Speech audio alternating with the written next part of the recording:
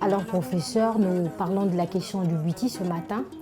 Nous voulons tout savoir. Emmenez-nous dans votre univers. Bon, vous emmenez dans mon univers. Merci pour la préoccupation que vous avez sur le Bwiti, qui est ça fait partie de notre rite traditionnel et ça fait partie également de notre identité. Ça relève de notre patrimoine culturel. Donc, selon toute vraisemblance, la question des origines du Bwiti est un peu mal connue, mais nous avons, selon les différents récits, d'abord un pygmée serait mort en forêt et le corps s'est décomposé. Voilà qu'un rapalmiste est venu récupérer le crâne. Et ce crâne-là a été récupéré encore par une femme quand il est allé faire ses activités. Le crâne lui a parlé en rêve ce qu'il fallait faire de ce qu'elle avait récupéré. C'est la première chose. Le deuxième récit, c'est toujours, le Bwiti est toujours d'origine féminine. Et voilà qu'une femme serait morte pour se sacrifier pour son mari, pour que son mari découvre la connaissance et s'élève un peu plus. Donc, ces deux types de récits nous ramènent déjà à penser que le Bwiti est d'origine féminine. Bon, maintenant, il est pratiqué dans nos groupes ethno-linguistiques assez différents, les Tsogo, les Fang, mais au départ, ce sont les Apidji qui avaient rencontré en premier les Pygmées. Ils ont hérité de ça. Ça a été, après c'est les Simba. Et maintenant il y a eu plusieurs interprétations. Les Tsogo ont pris, les Nzebi, les Fang, etc. Donc il y a ces différents variants-là que l'on retrouve dans la pratique du Bwiti.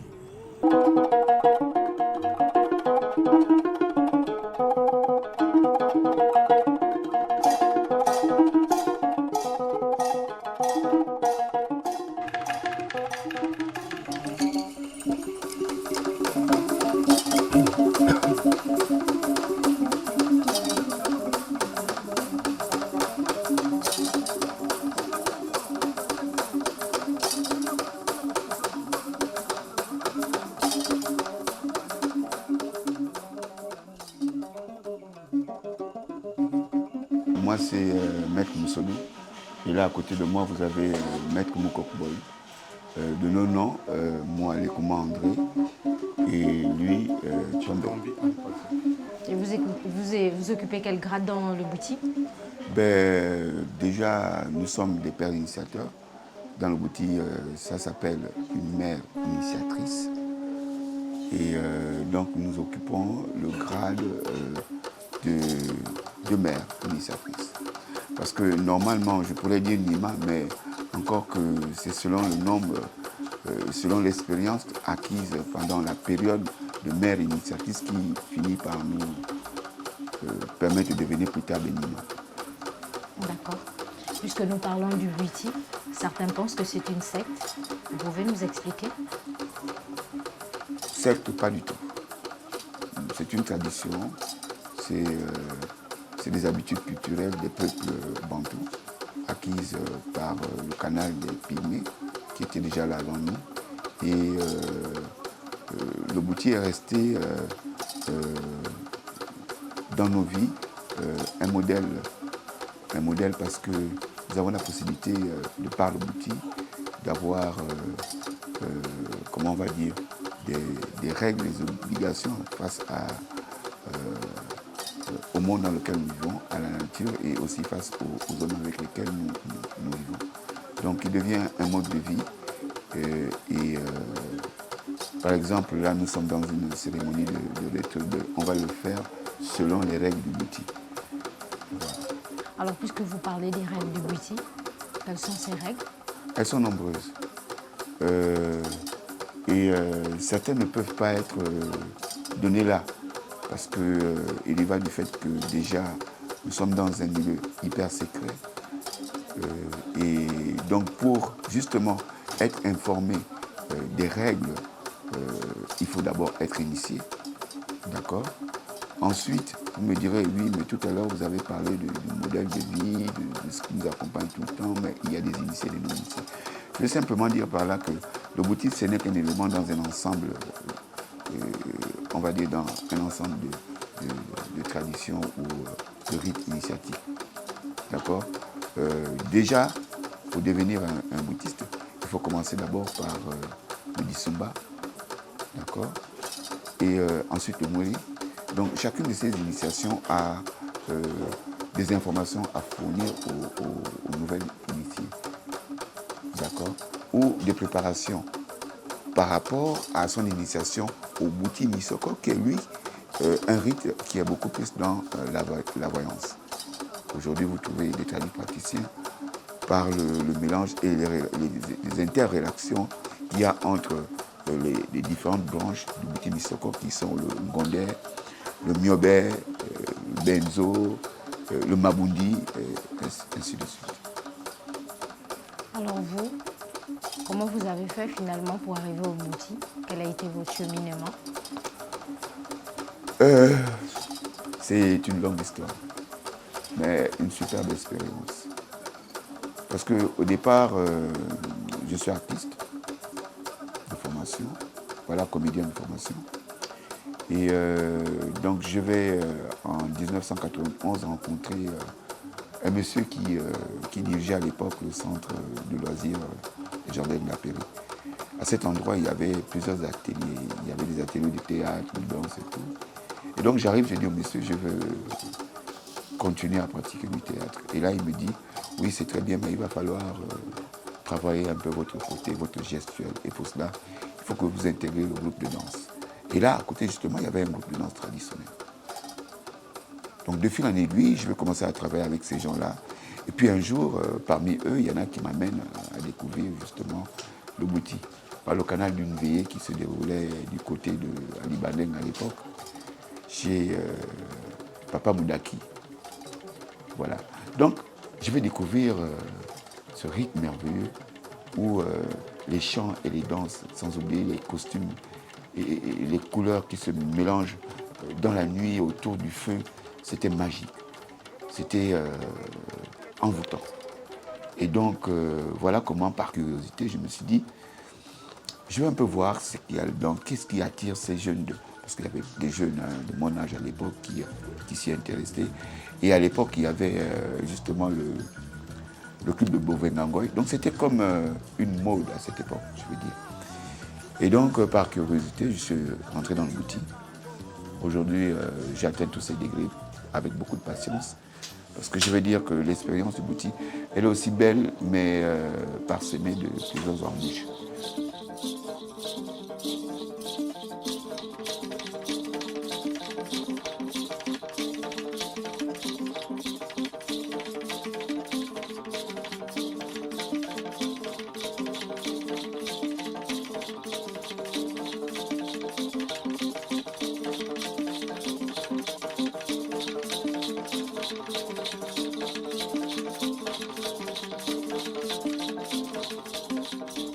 Bon, il faut déjà dire que de par l'ethnie de mon père, je suis Tsogo, et de l'ethnie de ma mère, je suis Masango.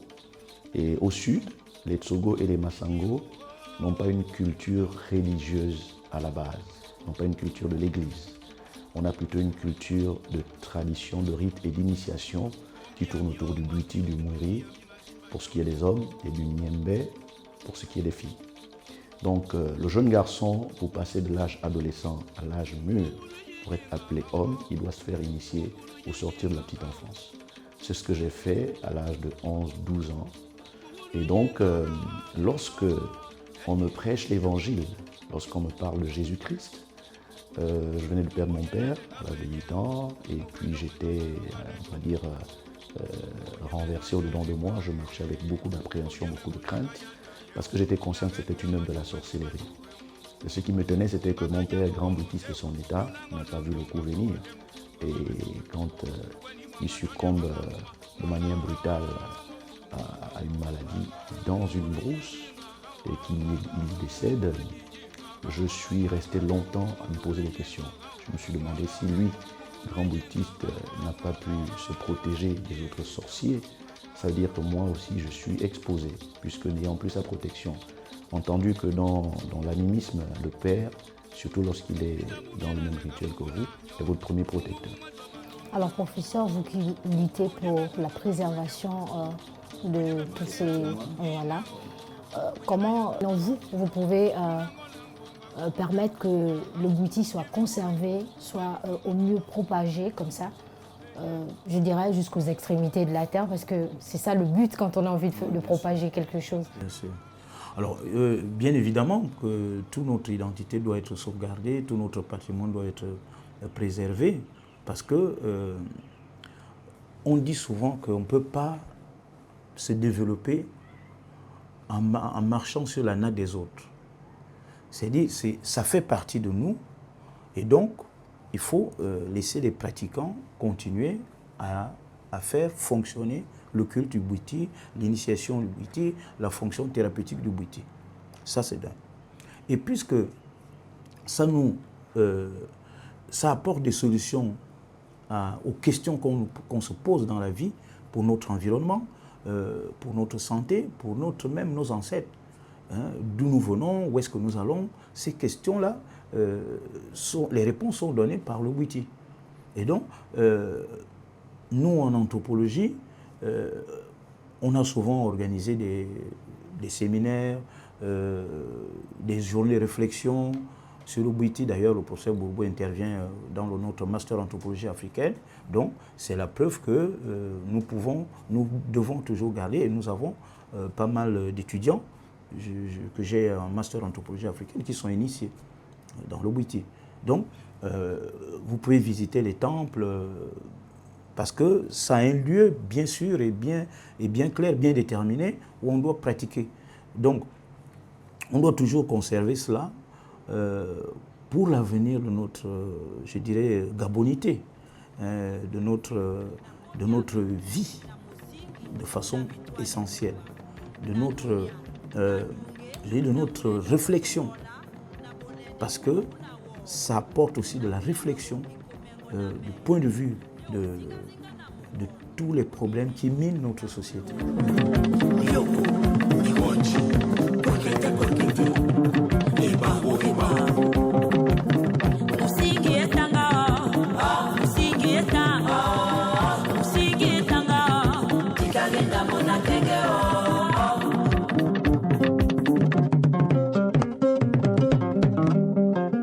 Ngombi litubaja kumbangwa na kapinzi ndete tabi nyumba olikidi ya ngongima ndobono komisi ngongima ki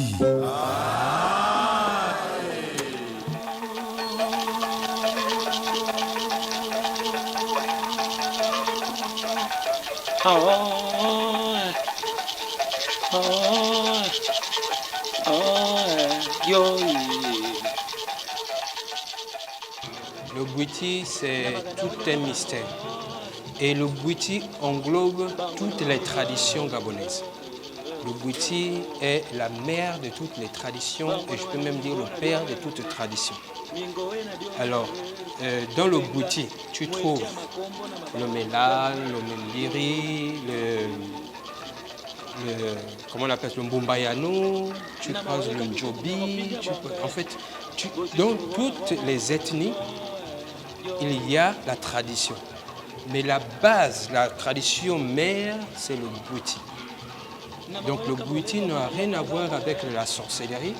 Le bouti est comme nous voyons l'église qui a été importée, le christianisme qui a été importé, c'est une culture occidentale. C'est la même chose, le bouti.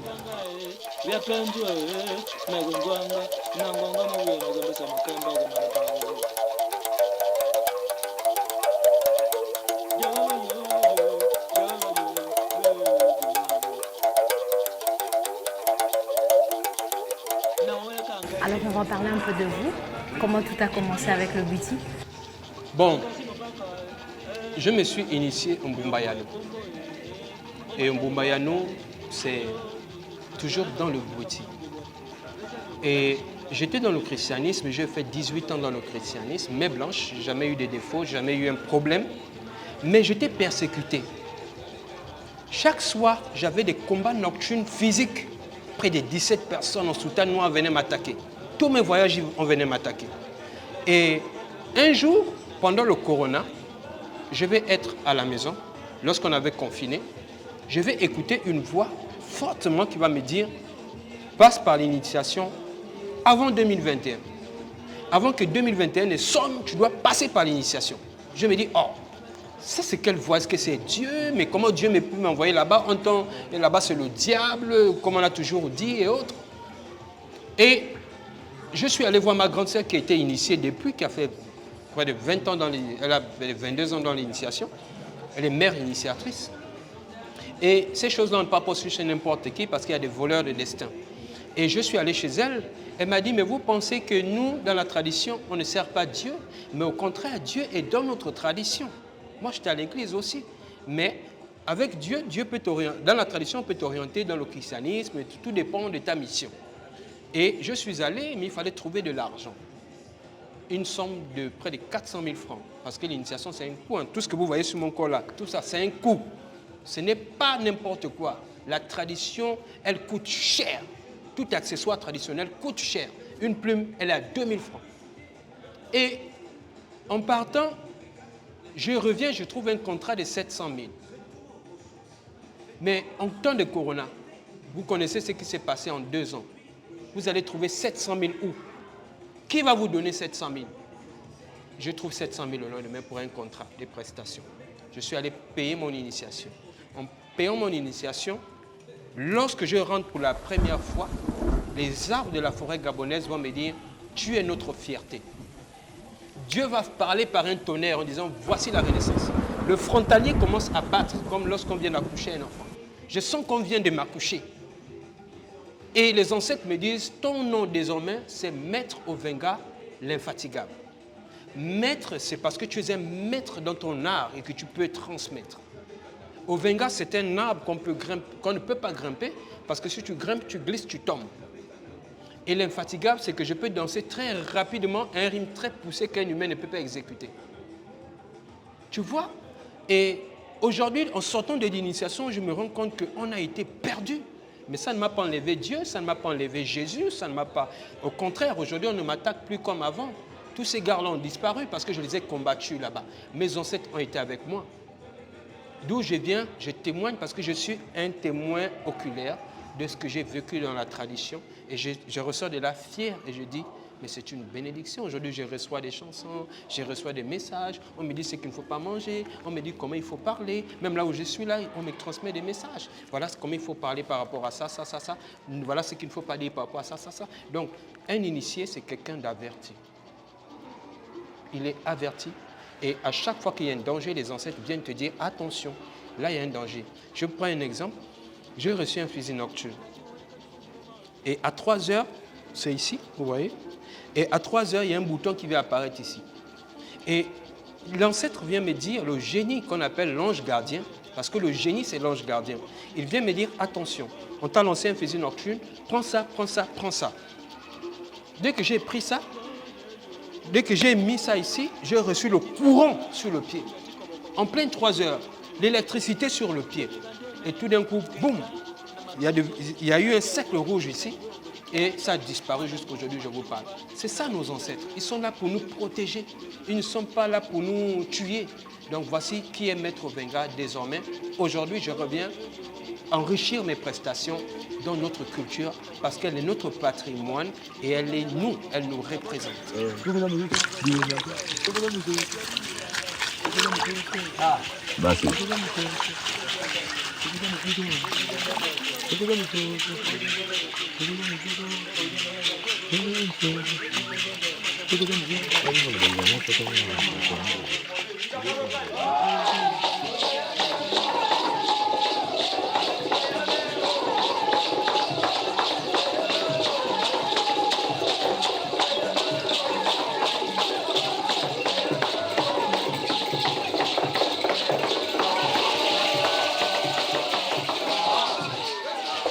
Voyez-vous, le Bouti existe depuis très très longtemps, avant Jésus. Avant Jésus. D'accord? Et ça, je suis capable de vous le démontrer. Mais bon, bref. Et donc, imaginez-vous que toutes ces personnes-là qui ont vécu, ces personnes ont eu le temps d'organiser, de structurer la chose. À tel point qu'aujourd'hui, dans le Bouti, et là, j'en profite pour parler de cette association qui est aujourd'hui mise en place par le groupe Misoko, qui s'appelle Association nationale Misoko Malanga Manzambe. Vous êtes situé où, cette association? Pour l'instant, le siège se trouve au niveau de Coltan. Voilà. Et donc, nous sommes en train de nous organiser au sein de cette association.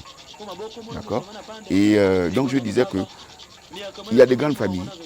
Et dans ces grandes familles, il y a une succession qui est déjà prévue. Le père, lorsqu'il initie, il a un premier fils qui le succède après.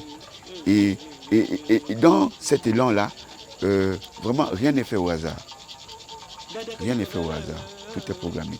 Pour ne pas rentrer dans les profondeurs, je vous dis simplement que c'est organisé de telle sorte que lorsqu'il y a un décès, tout de suite, il y a une succession. Il y a des préalables, par exemple, à l'initiation. Il faut faire, au départ, il faut véritablement faire une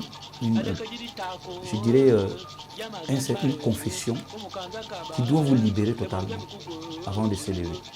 Mais cette confession-là, lorsqu'elle n'est pas totale, c'est pour ça peut-être qu'il y a des drames dans certains temples, dans certains banjas, que vous n'êtes pas livré à tout ce que vous avez dans le cœur, dans le corps, mais vous n'êtes pas pur, vous ne pouvez pas voyager, vous ne pouvez pas assurer l'initiation. Donc du coup, il y a ce dérapage-là qui peut arriver, mais dès l'instant que ces fonctions sont respectées, la fonction initiatique, la fonction culturelle et la fonction thérapeutique, donc vous êtes dans un temple du Bouti comme si vous allez à l'hôpital. Vous êtes dans un temple du Bouti comme si vous allez apprendre la connaissance. Moi, j'ai côtoyé le maître Babiton. Moi, je côtoie le professeur Bouroubou. Bon, et ces gens vont vous dire exactement que ce que nous apprenons là fait partie de notre identité. Donc, fait partie de notre patrimoine culturel. Du coup, il y a des enseignements qui sont donnés. Des enseignements qui sont donnés pour mieux comprendre tout ce qui se passe autour du Bouti.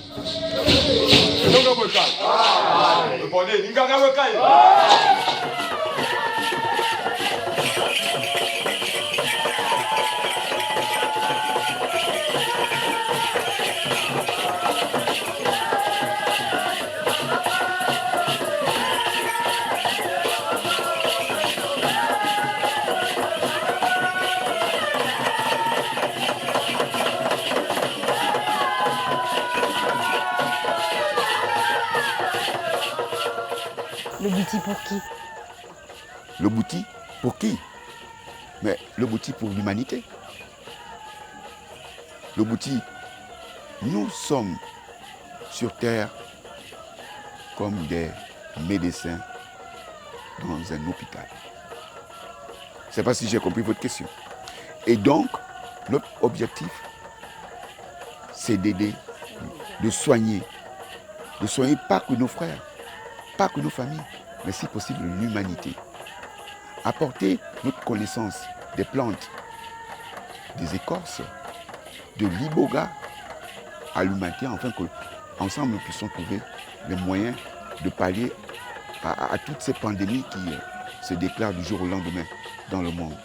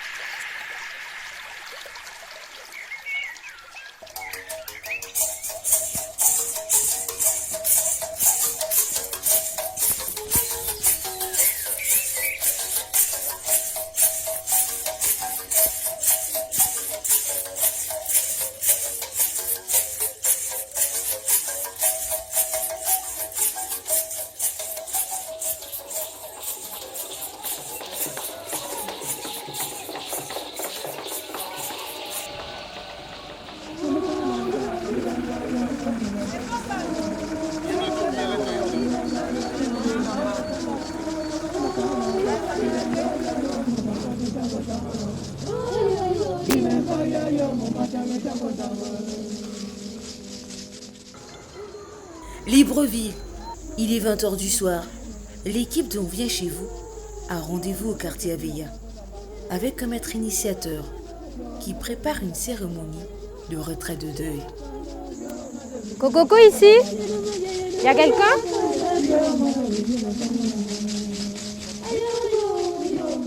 Bonsoir, mademoiselle. Bonsoir, maître. Que vaut l'honneur de votre visite? Eh bien, je passais à l'instant et j'ai vu, il y a quand même pas mal de monde. Qu'est-ce qui se passe ici? Ben voilà, nous sommes en train de célébrer le décès de notre défunte mère. Donc, nous appelons ça une cérémonie de retrait de deuil. Et donc, à l'occasion, nous avons toute une préparation à faire. Tout au départ, nous avons ce qu'on appelle le dilarou. Et c'est ce que nous allons faire ce soir. Quel est le but principal de cette cérémonie? Alors, le dilarou consiste à informer nos ancêtres de ce qui va se passer pendant la cérémonie. À l'occasion, on va donner à nos ancêtres à manger, à boire et à fumer. Et ensuite, on donnera aussi ce qu'on appelle les doléances, pour que ceci puisse nous permettre de sécuriser déjà la cérémonie qui sera faite, mais surtout de la mener à bon port. Ça part d'étape en étape. Aujourd'hui, on a le dilarou pour informer les ancêtres. Demain, nous avons le moaou pour informer les esprits, les entités qui prédominent dans le monde du bouti. Parce qu'il faut dire que nous sommes des boutistes. Nous appartenons à la famille Mutuki, donc les Kuma Emile. Et nous sommes ici au quartier Aveilla, où se trouve son temple. D'accord, je vois que vous êtes accompagné De la famille, vous voyez. Vous me présentez, s'il vous plaît? Voilà. Ici, vous avez ma tante, donc la petite sœur du défunt Mutuki. Ici, vous avez la deuxième femme du défunt Mutuki. Et là-bas, vous avez la fille spirituelle de Feu Mutuki, ainsi que son neveu. Donc, vous voyez, le bouti, avant tout, c'est d'abord la famille. La base, elle est familiale. Ce soir, après le dilarou, nous allons dormir. Demain, nous allons revenir informer les esprits du bouti pour dire voilà ce qui va se passer. À eux aussi, on va donner des... comment on appelle ça encore? Des recommandations. Des recommandations, mais surtout des présents aussi. Vous voyez, c'est au niveau de la symbolique. Donc, on dépose le bouti ou on pose le bouti et ensuite, on informe le bouti de ce qui va se passer. Et là, après cette partie, qui est une partie d'invocation aussi, hein, qui est une partie où on invoque énormément, c'est une demi-veillée qui va se faire d'une certaine heure à une autre. Ensuite, on arrête tout. Je vous suis alors pour la cérémonie. Très bien, parce que je commençais déjà un peu à me fatiguer, alors qu'il ne faut pas. Elle est peut-être courte ce soir, parce qu'il s'agit là simplement de s'adresser à nos ancêtres, informer de ce qui va se passer. Et ensuite, on devrait se reposer, parce que ces ancêtres-là, ils ont le droit à la réponse. Ah, d'accord. Est-ce que vous comprenez de quoi il est question?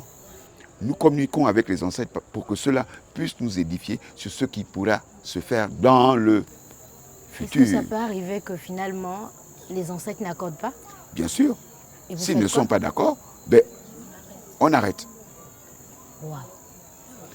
Alors, on ne va pas vous étonner, vous n'êtes qu'au début de vos surprises. Veuillez nous suivre. D'accord, merci. Chérie, tu viens d'arriver. Nous rentrons dans ce qu'on appelle le tsapula, en langue sangu, le corps de garde. Ok.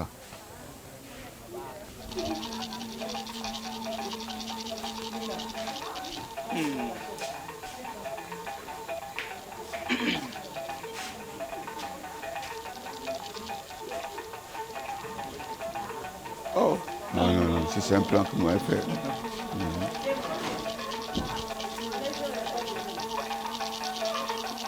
Bon, Antje, on va commencer les choses. Dehors, les femmes ou filles du Bwiti s'affairent en cuisine pour la préparation de tous ceux qui seront invités à ce dilaro.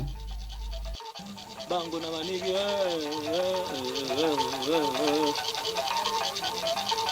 na manigi ningo na diome ningo na diome bovenga mwetia makombo na mabana na mangamo ma yo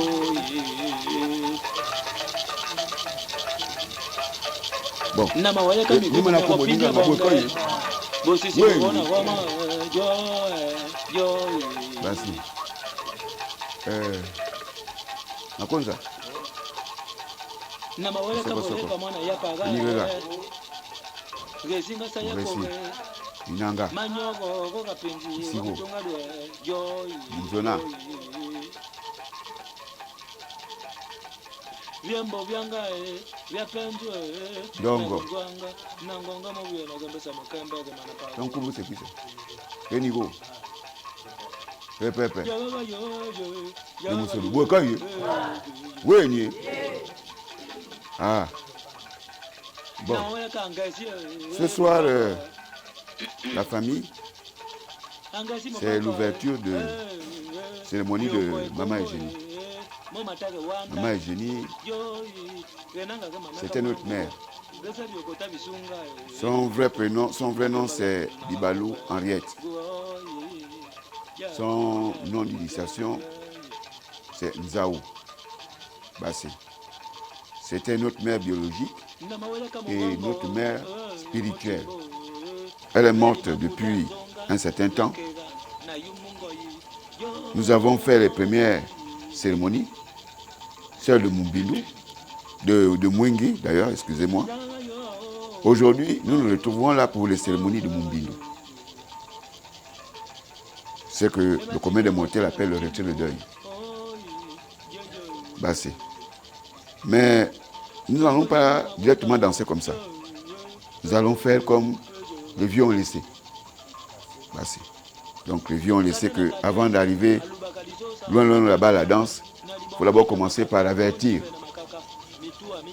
Donner la nourriture aux ancêtres, tout en donnant les noms des concernés. Pour que ces gens-là, qui ont quitté peut-être ce monde-là, mais qui vivent dans l'autre monde, que nous connaissons l'existence, pour que ces personnes-là viennent aussi nous assister. Parce que c'est à leur honneur qu'on organise ces cérémonies-là.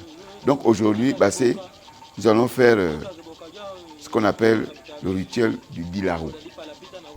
Et nous allons assister avant le dilaro avec notre reporter Gladys à la présentation. Et ceci, c'est le premier contact avec le monde des esprits.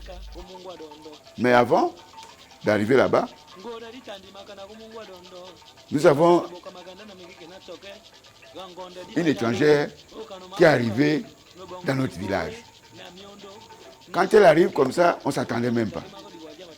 Mais comme vous savez, les choses de boutique, c'est Bassé, les choses avec les esprits, c'est toujours la surprise.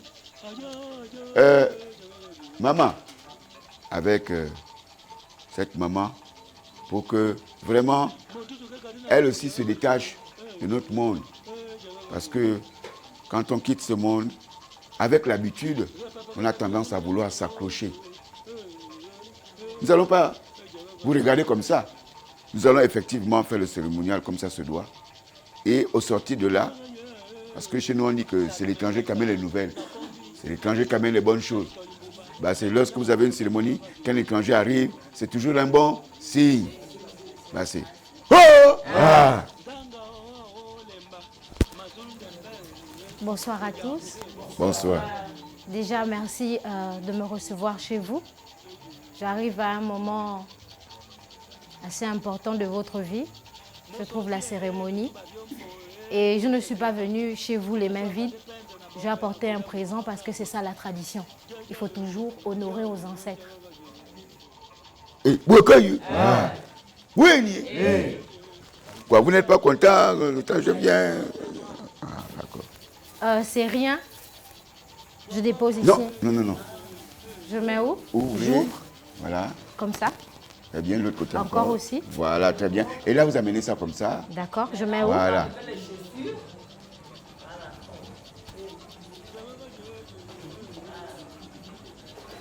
Voilà. Je mets ici? Non, venez donner à la femme là. Portez ici. Je passe ici? Oui, passez. Merci maman. C'est pour vous.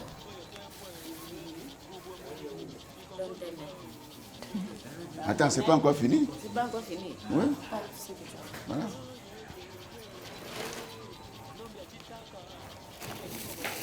Vous m'aidez, vous me donnez au fur et à mesure.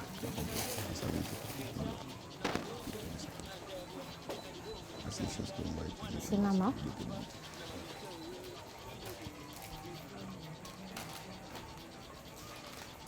Sans que maman ait aimé le biscuit. Maman.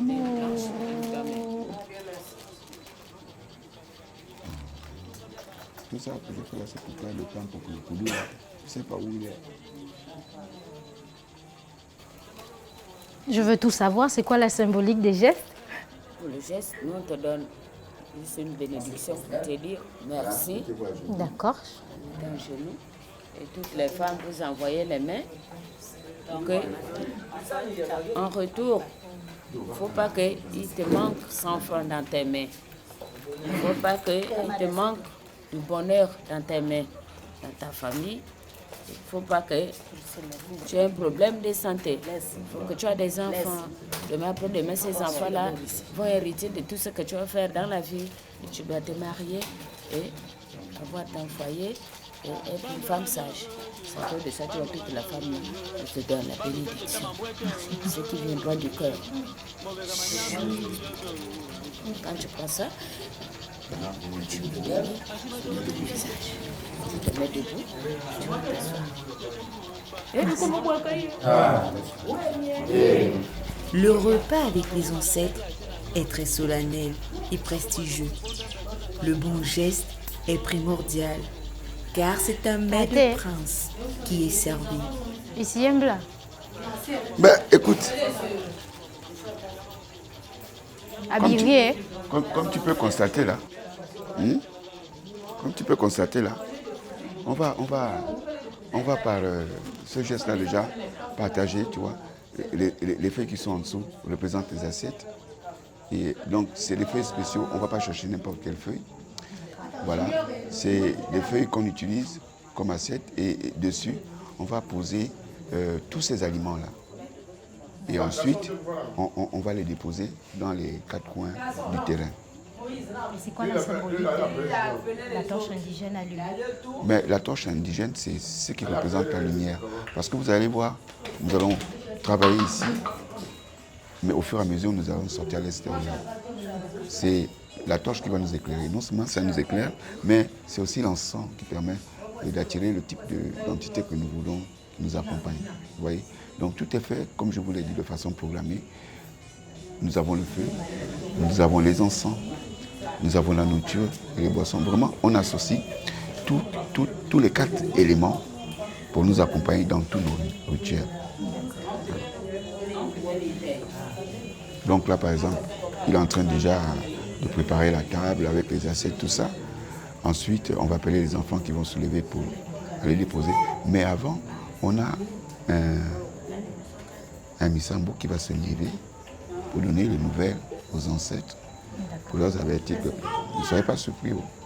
On a un étranger qui est arrivé. On avait déjà prévu tel problème, mais il va falloir que vous sachiez que toutes les personnes qui sont là, c'est pour vous donner de quoi manger, de quoi boire, parce que demain, nous avons telle cérémonie à faire. Voyez. Donc c'est exactement ce que nous sommes en train de faire. Donc là, il prend le temps parce qu'avec ces entités-là, il ne faut pas donner l'impression qu'on a peur, qu'on est pressé, mais plutôt qu'on gère le temps, qu'on est confiant de ce que nous faisons. Ah, mais tu parles aujourd'hui, je cherche le bas des cheveux, quand tu l'appelles. Après, je dis, c'est moi, c'est notre mari qui t'appelle. Quand il regarde, il dit, oh, effectivement, tu vois, c'est notre mari qui t'appelle. Mais il m'a dit qu'il a la veste, il ne peut pas venir ici. Donc, je rentre. On était là, à peine chez Blandine, là. Ok, il faut parler au maman. Quand c'est bon, quand c'est pas bon, c'est pas bon. Elle a dit, je peux partir parce que c'est bon en ce moment. Hein. Il a dit, ok. Quand j'arrive là, la fille n'est pas répétée. Alors, carreau. On m'a donné une fois aujourd'hui. Tu as vu là que tu as appelé Marie. Quand tu as appelé Marie, après la préparation là, maintenant le Missambo va se mettre dehors. Et lui, il va donner déjà annoncer qu'est-ce qu'il va se faire après lui. Lorsqu'il aura fini d'annoncer, de donner l'origine de la cérémonie, le nom des personnes concernées, il va rentrer, récupérer maintenant la nourriture avec le petit-fils pour l'accompagner à l'extérieur, déposer ses plats. Et là, vous les déposez aux 4 coins du terrain ou bien à un endroit précis? C'est un endroit bien précis.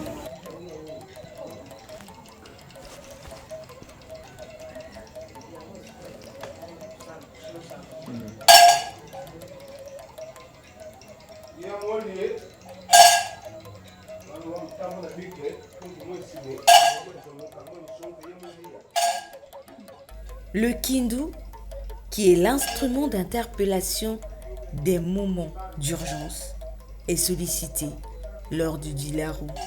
Il est 23h10 du soir sur le terrain de la mère initiatrice Nzao qui nous a quittés. Tout le monde dans le Tsapula est, comme on dirait, en connexion avec le son de la cloche du kindu et son porteur.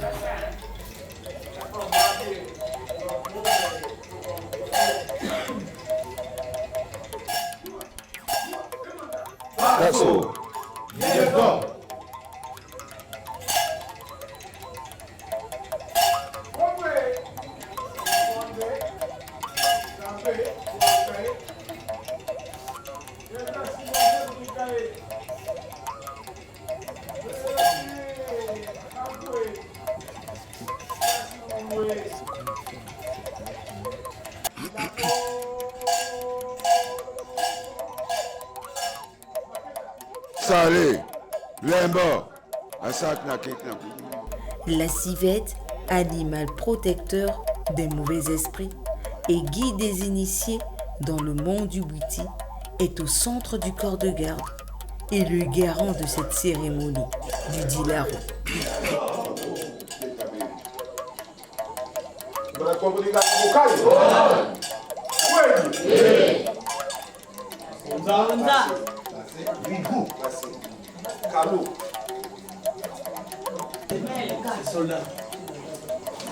Vous l'avez avancé. 4 personnes d'abord. Non. Vous ramassez seulement d'abord les plats. Voilà.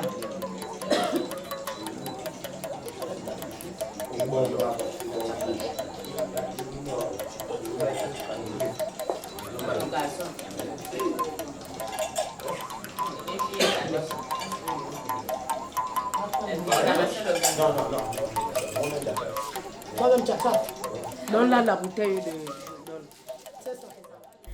Être sans tâche au cours de cette cérémonie est plus qu'essentiel. C'est pourquoi les enfants ont un rôle important à jouer. Ils doivent bénir le terrain et apporter les offrandes aux 4 coins où se déroule la cérémonie.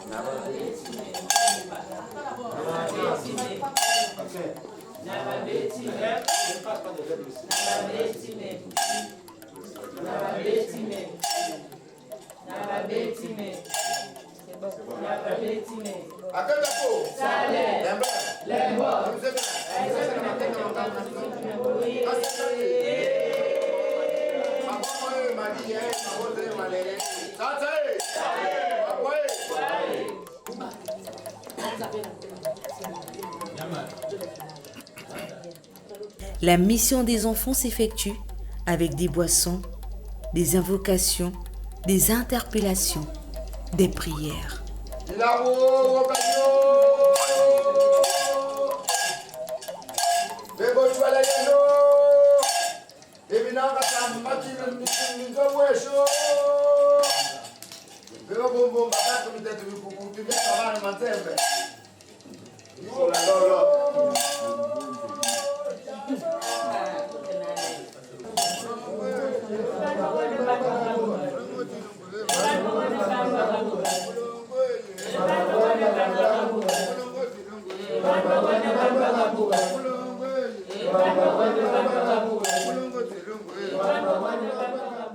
La cérémonie de veillée du Bwiti invoque avant tout le cycle de la venue et de la disparition. Et pour le commencement du Dilaro, l'humain étant mortel, les ancêtres interviennent dans le cercle que forment la vie et la mort.